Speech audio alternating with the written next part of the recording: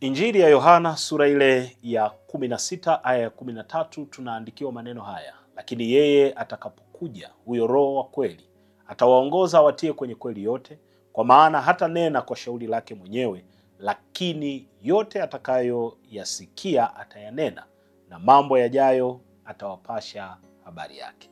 Na mambo yajayo atawapasha habari yake. Nami ninakuombea kwa Bwana, nguvu ya Roho Mtakatifu iwe juu yako, akujulishe kweli yote, akupashe habari za mambo yajayo mbele yako. Yoyote yale ambayo yanakuja mbele yako, Mungu akuandae kwa ajili ya hayo. Mungu aseme nawe kwa ajili ya hayo. Mungu akutie nguvu kwa ajili ya hayo. Mungu akusemeshe namna utakavyovuka, namna utakavyoshinda, akuambie kwa ajili ya mambo yote yaliyo mbele yako.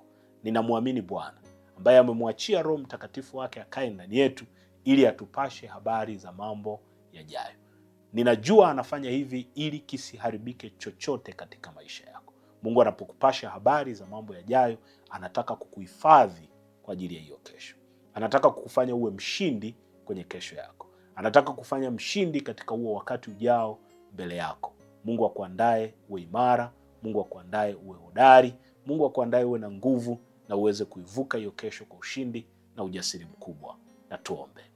Bwana Yesu, ninakusifu na kutukuza.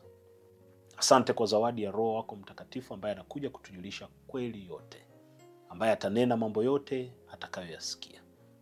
Si hapo tu, lakini atatupasha habari za mambo yajayo. Na kusihi muandae mtumishi wako huyu tunayeomba naye, anayefuatilia kipindi hiki. Neema yako iwe juu yake. Yoyote yaliyo mbele yake ukampashe habari. Mjulishe habari za mambo anayotakiwa kujiandaa nayo ili aweze kushinda, aweze kufanikiwa.